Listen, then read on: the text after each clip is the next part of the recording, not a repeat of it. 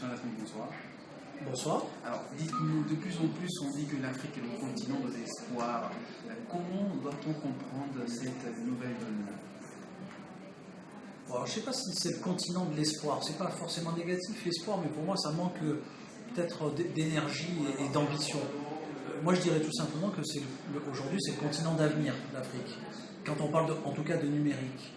Et je pense que le numérique aujourd'hui, c'est le vecteur qui va permettre à l'Afrique de répondre à la plupart de ses grands enjeux. Le numérique seul ne sera pas suffisant, mais le numérique, c'est la clé pour être capable d'avoir une éducation qui corresponde au grand monde. Vous savez qu'un des enjeux majeurs de l'Afrique, c'est de passer de 1 milliard d'habitants à 2 milliards d'habitants entre maintenant et 2050.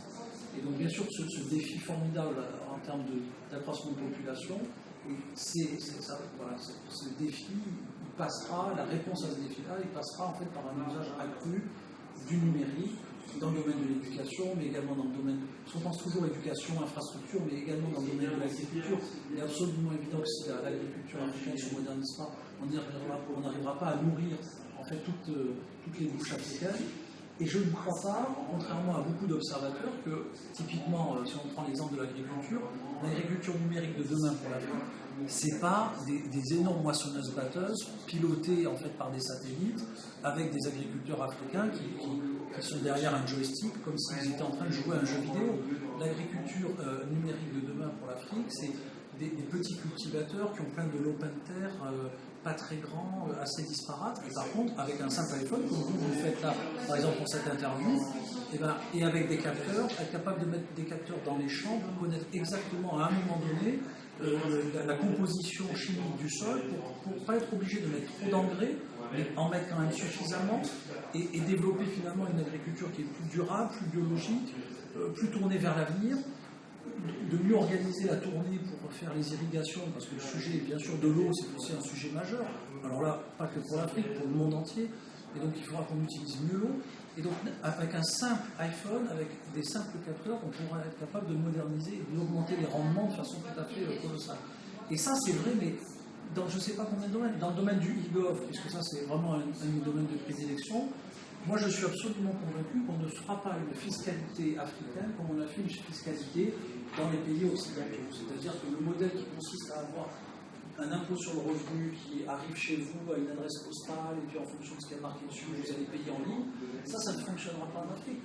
Une partie des Africains n'ont pas d'adresse physique. Alors, à qui vous voulez envoyer ça? Donc, tous les Africains ont tous un téléphone portable dans la main et 25% d'entre eux, ils ont même un smartphone.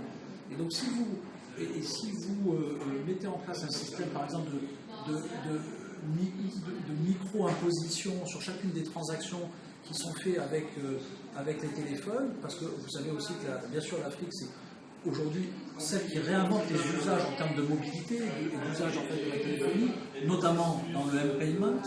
Et bien, dans le domaine du M-Payment, il faut mettre en place une micro-fiscalité et taxer très légèrement, mais sur chaque transaction.